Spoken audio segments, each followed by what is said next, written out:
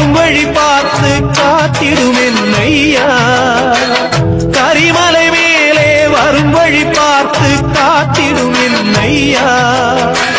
தேகபலந்தா பாதபலந்தா, தேகபலந்தா பாதபலந்தா, தேடி வரும் நேரம் உதித்ததங்கே ஒளி விளக்காக உத்திர நட்சத்திரம்.